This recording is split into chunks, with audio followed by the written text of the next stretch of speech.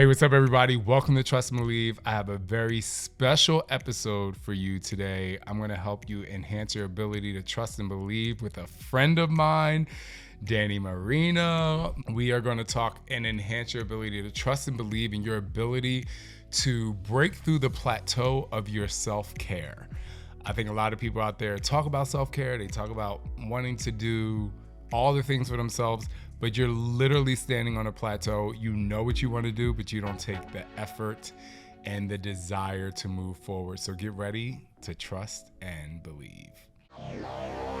Somebody say hell yeah! No. What's up? He's better than Oprah. Come on, y'all. This is Shaun T, and it's time to trust and believe.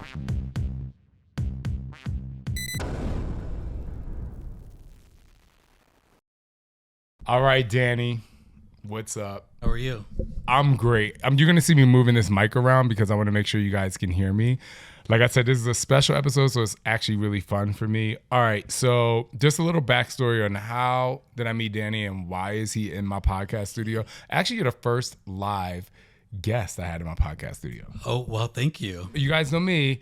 I give all of my team members every quarter, they get to extend their weekend with self-care days, mental health days. And so I took mine in California, and Chip knew Danny from Instagram, and he had this incredible massage therapy treatment that he does for a lot of people. And so I was able to meet him in San Diego. And so that's how our relationship started. And I have to tell you guys that the minute I walked into his massage studio, I was like, the energy, I was like, wow, like the experience I know is going to be amazing. Anyway, let's give a little backstory on you. You know, I talk about everything on Trust and Believe. So if you say something, I'm going to run with it. But let's give us a little backstory on you. My name is Danny. Yeah, I'd say I'm a big advocate of self-care. And I think it's come partly because of, working in the restaurant industry, the challenges of growing up gay, any stresses in life, any hardships that we go through, any kind of deep healing that anyone has suffered from and been resilient from, I think has, involved self-care. And so that's something that I'm passionate about. Yeah, and it's something that had gotten me through. For example, yoga is what I do. I'm a yoga coach today. And it's interesting, the choices that we're able to take whenever we follow our heart. I was in the restaurant industry for 20 years, and I just kind of like fell into it. I was a chili head. I worked at Chili's all through college. And yeah, I love the people. Money is like really not important to me. I like I said, following my heart, my having a nice environment. So I think I found like a family in this restaurant environment, and I worked up the ladder and down the ladder. And I think everything kind of has maybe an expiration date. And when COVID hit was kind of like the thing that kind of broke that, was laid off like a lot of other people were. And that was when I was able to kind of do some soul searching and be like, you know what, I'm going to go into massage therapy.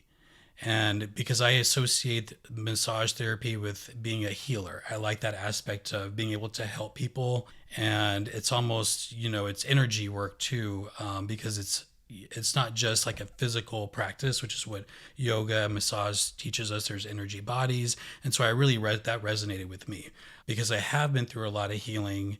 I felt like I was able to kind of position that in a way where I could help others. Being in the restaurant, I work with my hands. I'm a very physical person. I'm very active. So it's kind of like combining those two, this like physical aspect and this kind of mental, emotional, spiritual aspect.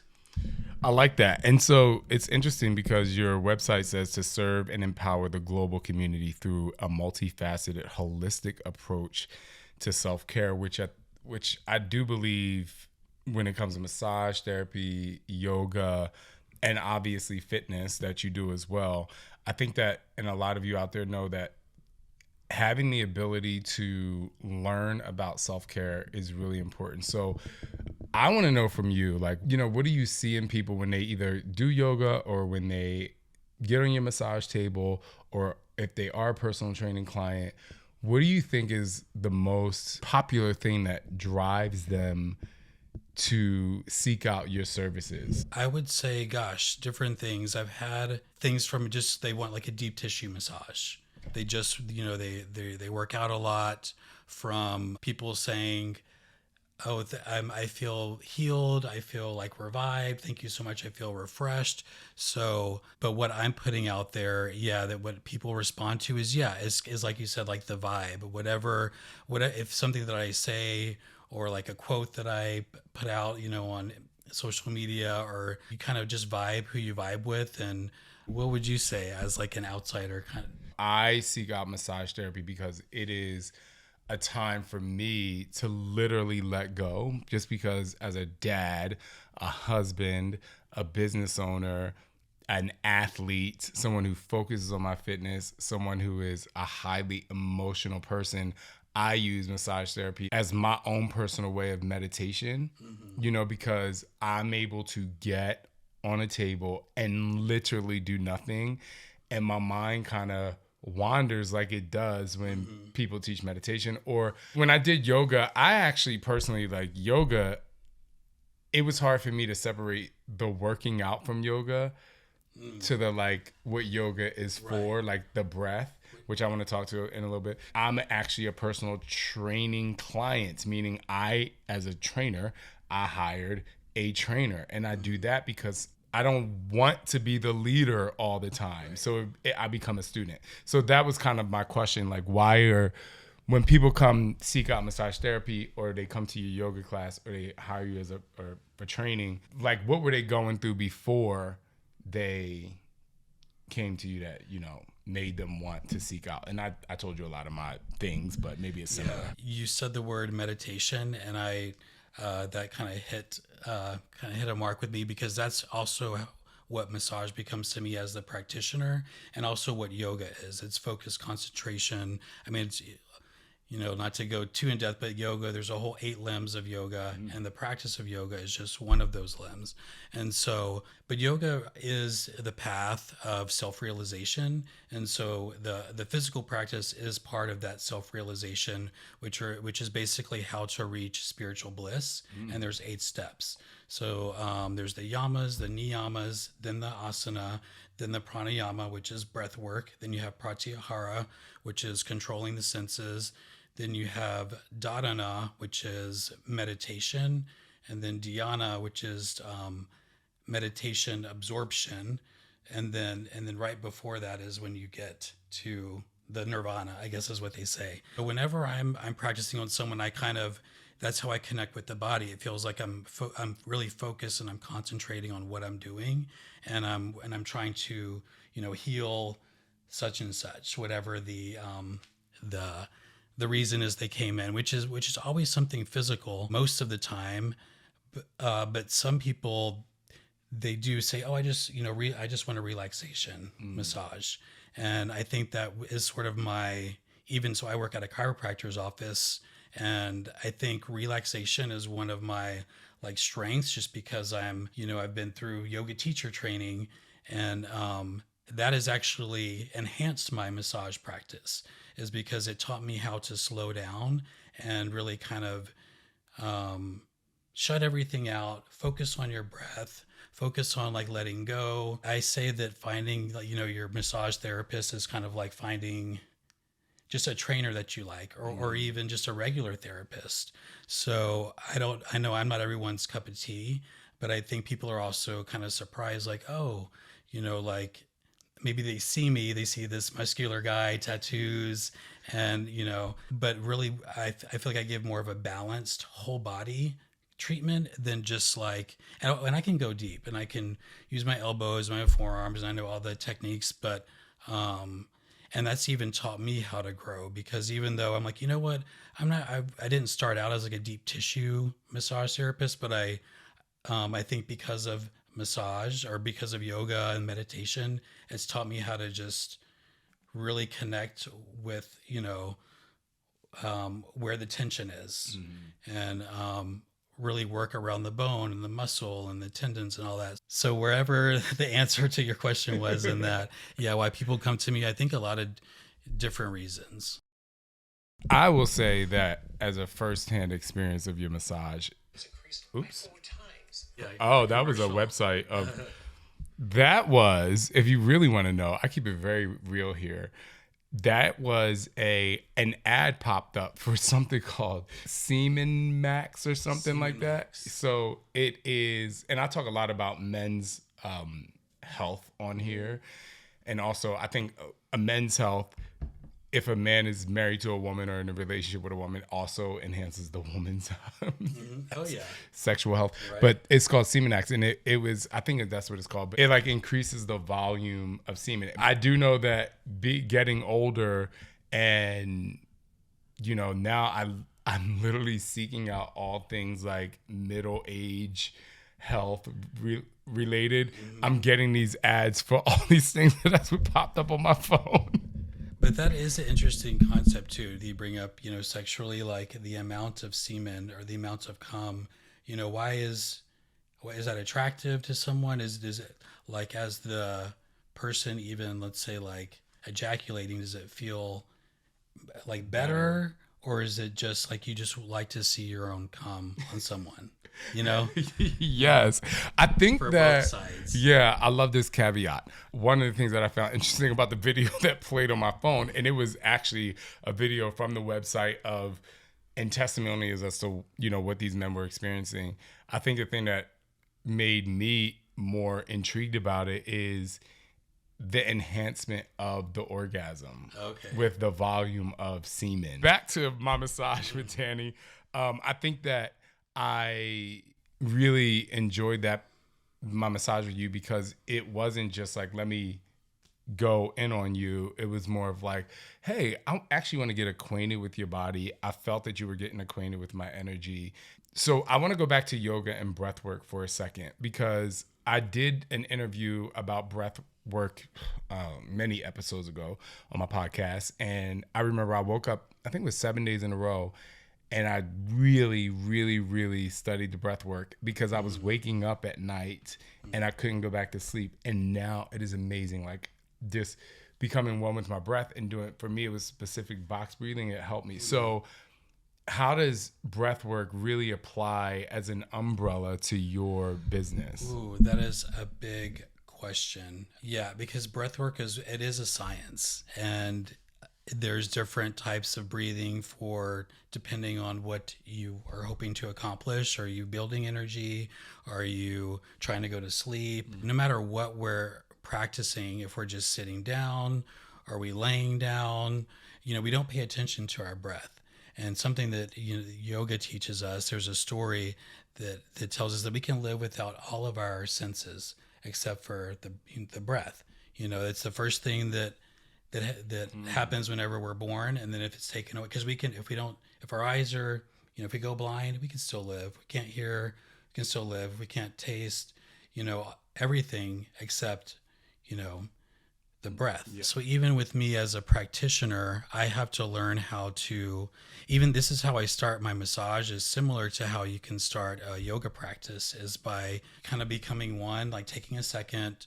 I'll turn off the music and start my massage with, let's just take a moment to arrive, take a couple of deep inhales and exhales, and because I know that when you're lying on the table, we can heal ourselves with our breath. And if we just concentrate and focus on how we're feeling in our bodies, we could straighten our spine or put, that's kind of also where self-care and awareness can come in. Coming one with the breath when we first begin, because it's like, help me help you. If you can relax while I do some manual therapy on you, and you're not so tense, control your breath so that your muscles can relax, then you'll have a better experience. Some people, it's hard to relax or not fidget, or just to not move. Yeah. It's funny that it's like some things that I see and I'm like, no, don't do, tense up. But I think the breath can really prepare the body for what you're about to do. I also want to bring up a really interesting point as someone who I get massages often, and talk about energy. This is, in my opinion, related to self-care, because it becomes a better way to have like self-awareness and like your self-reflection, not mere reflection, but reflection of yourself.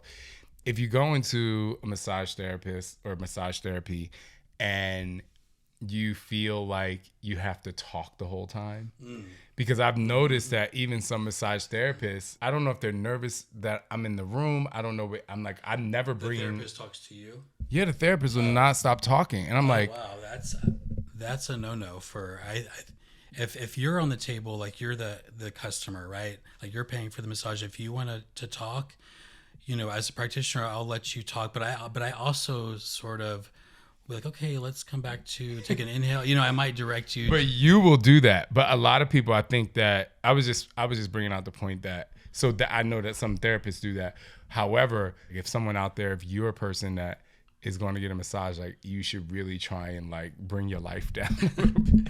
Yeah, I really like that you brought this topic up I'm usually, I hate to say, because I don't want to offend anyone who might be a talker, on the table. But they're in a massage therapy. Like, you need to shut up. I mean, he would never say that. Yeah. But I say yes. I can't say that since, some of my clients might be talkers, but I have connected with someone that I didn't think. I was like, oh no, this person's a talker. But then I was like, okay, this was kind of nice. We got to know each other a little bit. But normally I would say, no, this is your time to decompress, to relax. Well, I believe that. But hey, talk therapy is part of maybe a relaxation for some people. That is very true. I think maybe a lot of people don't get a chance to speak to people throughout the day. If I remember correctly, you had me breathing during my massage with you. Like in the beginning, you were. Yeah. So like it was saying in the beginning, take a few deep inhales through the nose and out through the mouth. So 2 of those. And then I guide you to inhale and just allow yourself to observe the breath so that you're no longer controlling the breath. You're not trying to breathe heavy or slow or in through the nose or out. You're just noticing the breath. So this is also another form of meditation, of breath work, that you just sit there and you just notice the breath, and then it's an awareness exercise. It's very interesting when I started to practice breath work, and I wanted to remind you all that massage therapy, I believe yoga, meditation, and breath work, these are all areas of self-care that I believe. Massage therapy is kind of popular, but I believe that these are the other 3 are areas of self-care that I don't believe is put into the self-care category. Because I think when we look at self-care, it's like I want to go on a trip, or I want to go to the salon and get my nails done or get my hair done, and I'm just saying that there are ways for you to have self-care without having to do all that. So another thing is just going outside, being in nature, just get fresh air. Like I think that's something that we don't even, I think people are just so unaware of. Or I at least was before I got into studying yoga. And so I know when I get stressed, I'm like, you know what, before I react, because I'm a fire sign, I'm a Leo, I get fired up. And so I've been able to practice these things that I've learned. I'm like, you know what, I'm not ready to answer that right now. Can we go outside and talk about this? So that's a moment of like, I held space for myself, which is what yoga is about too. Holding space for yourself, pausing. And because life moves fast, we live where we live, and it's competitive, and like social media, like everything people adapt to that, and that becomes their norm. So, what the other thing you said, self-care. Yeah, that doesn't mean, it's like literally like what you can do for yourself that you don't go out and you don't need someone else for. Right. There's a ton of things, and that's, I relate this to Ayurveda as well. Which is kind of a sister science of yoga. So yoga is actually, Ayurvedic practitioner might recommend a yoga pose for whatever they're being seen for. If it's like depression or even like digestion or something, a practitioner will give you holistic therapies, like even essential oils or going outside or different herbs. It's like very, kind of just like, things that aren't so westernized. Things that aren't so like you have to pay money to Westernized do and- this. Like yeah. you can do it yourself. Your website says, meaning a holistic approach to self-care. This is achieved by cultivating spaces where people can turn inward to experience healing, self-reflection, personal growth, physical strength, flexibility, endurance, and stillness of the mind. Lord knows we all need that, especially after the pandemic. But I think that what's really important is looking inward, because the world is full of judgment. And I believe that if more people would, break the plateau of standing in a place where you say, I want to do this for myself, and actually go do this for themselves, the world would be so much better, because it's like, I'm worried to fuck about me. You know what I mean? And I could be happy for you. That's actually like how I feel about becoming a 500-hour yoga teacher.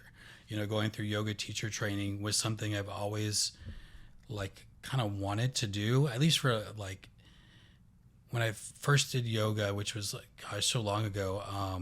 But I was like, well, how cool would it be to go to like a teacher training somewhere? And so, this was actually something I wasn't afraid, that was in front of me, and I was, following this thing I'm passionate about. And yeah, I feel like when you do things like that, when you care for yourself in that way, you can blossom and flourish and thrive, because that's just what you're putting out in the world. Everything happens for a reason. There's a lesson no matter what direction we take. And I think this is what we're here for, is to experience life. I love that, experience life. And I actually want to talk about that for a second, because I believe one of the reasons why I'm such an advocate for self-care is because I always talk about the human experience.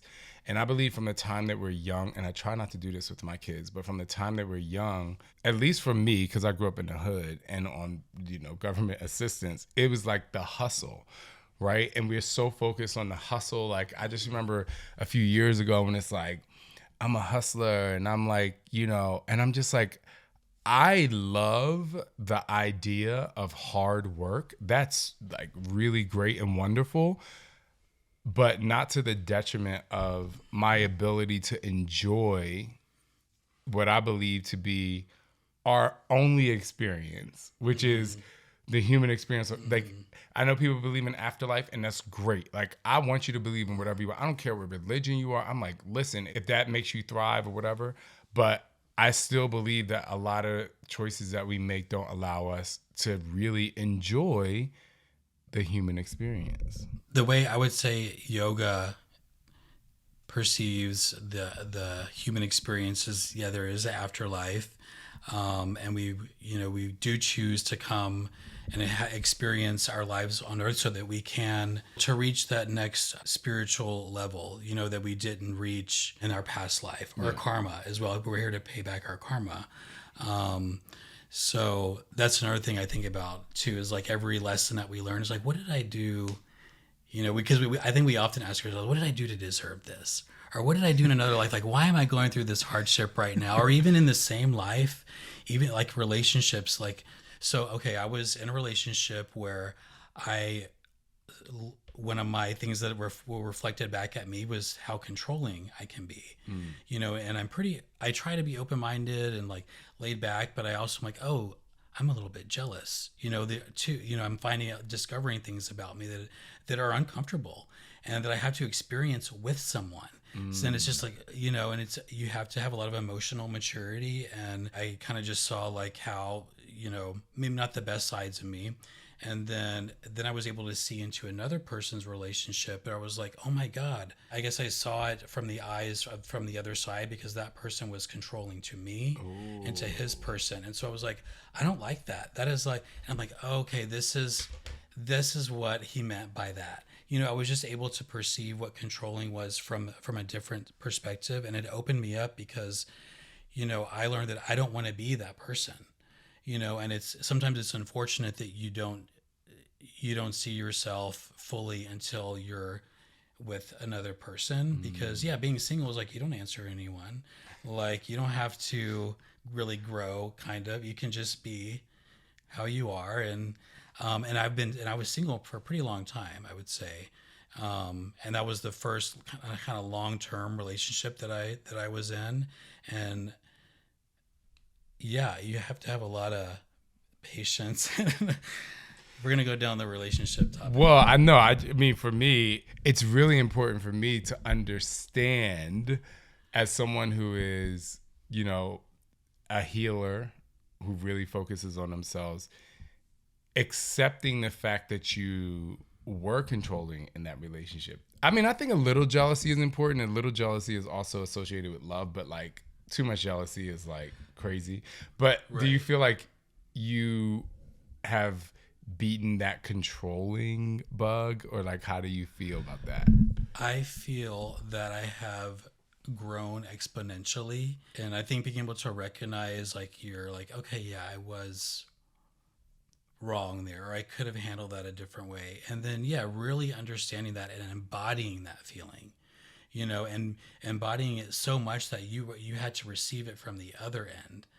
How you were being to someone else. My reaction to things that used to bother me before, I'm a little bit more like not bothered as much. So, But that also could be the 40s bug, because I just know the older I get, this isn't horrible. It's really wonderful. But the older I get, I'm like, I don't give a like zero of them. And it's freeing.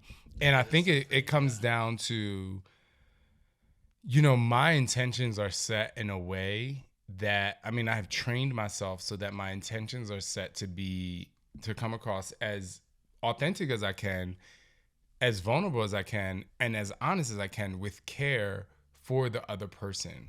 And so it's different in my relationship with Scott, right? Like that's a different situation. But generally speaking, to the masses, I'm like, I don't have time to like develop a strategy for each and every person out there when I know who I am. So if you don't like me or my decisions, good.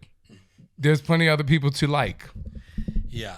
And that's interesting too, because I would say I am someone that cares too much, except that when it comes to people that are like giving you negativity or giving you stuff that you're like, you know what, I really don't have time for that, because I'm like busy living my life, and I don't want to get sucked into that negativity. My ex also is that the same way, is like does not give a fuck, and he's younger than me. Yeah, he doesn't even have the 40s bug. So, So with that said, and I love that. I love when people come on and they talk about like the things that they have to grow from. And I also really like that you're like, time will tell if I've gotten better. Of all of the practices that you do, fitness, yoga, I make them separate, breathwork, meditation, massage, which one would you say you utilize the most for your own personal self-care? that's a really good question. I know. I'm a good host, Danny. Ooh, I love that question. I'm guilty of not giving my own self enough self-care, because that's my job, is to care for others. So I would say my self-care is kind of like personal time. It's going for a walk. Just, yes, almost like scheduling time to do things in nature, like go to the beach. Even if it's with a friend, that's okay, because I'm like, I wouldn't be here. Sometimes you can have a self-care buddy. Yeah. Let's just go and like be by ourselves. Or, we don't have to talk the whole time. But no, I do think that it is important to be be able to do that on your own too. It seems like you're entering a new season, or you're developing the new season in your life of, you just launched a website, you have your business, you have many different things that you do. I think what happens to high achievers is that when they're focused on building something, especially Leos, but I think that what happens is like, in a way, would you say, and this, I could be totally wrong, would you say that your drive to make this work is almost like, in a way, equivalent to some self-care because of a goal that you have? Like, do you get massage? Do you get yoga practice? Do you do your own yoga practice? Do you do yoga alone? Right. I have a yoga mentor, and she asked me that same question this morning. It wasn't a question, she was like, don't forget to keep up with your own practice. Even though, I am the practitioner, you're the trainer, but you still have your own trainer. So I think it's kind of similar that, I still need to, make sure my cup is full so before I'm able to, pour from it. Well, I say, as a person that's been in commercial fitness for 17 or 18 years and in fitness for, 25 years, I didn't experience, beyond sports as an adult, I didn't experience having a coach of any sort until I started playing tennis when I was in my 30s, right? So I still always thought like, oh, well, fitness, I can work on my own. I do my own workouts. So I do this, not realizing that having a trainer literally enhances my ability to do what I do for all of you or out there or, for people. And so, because I didn't for a long time practice my own practice because I was constantly creating within my practice. And now that I do have a trainer, I feel like I'm practicing again. I would say that the best shape I've ever been in, just physically, has always been the result of working with someone else. Having a trainer pushing me to do, like, lift that heavier weight or go the extra rep, or just counting for me, like just little things. And even so, I don't have a trainer now. But I am disciplined about working out with a friend who actually was a personal trainer. So it's almost like having either an accountability buddy, so if you can't afford a trainer or anything like that, strength in numbers sort of thing works for, I think, fitness. Yeah, I think friends working out together, a lot of people will do some research like, hey, let's try this or try that, but we would be fine. All right, with that said, I think, two things. One, I want to know how to find you. I know you're in San Diego, but, do you travel? Do you do that? And then secondly, the most important question is, what is your definition of trust and believe? So let's answer that first, and then we'll find out where everybody out there can find you. Ooh, definition of trust and believe. I would say trust means like letting go.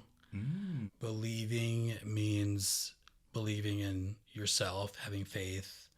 I think faith in whatever you choose to have faith in, but having some type of, whether it's like God, spirituality, the universe, faith in, like, even if you don't really believe in anything, maybe you have faith in science. Yeah. Just something that we can inspire us. Yeah. Where can everyone find you? What if they want a massage? What if they want yoga? What if they want some breath work? What if they want a workout? You can find me at DannyJMarino.com if you're not in San Diego. But I can and do travel a little bit between San Diego and Phoenix.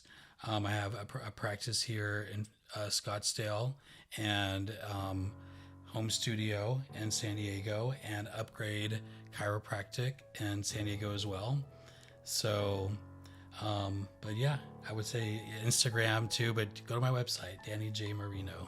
Yeah, go to the website. It will be in the show notes. Tell him Shaun T sent you. He's not giving you a discount because it's a new business, so y'all got to pay. Thank you for coming on the show. Yeah, thank you for having me. So much fun. And he's going to give Scott a massage right now, so Scott will give a testimonial after this.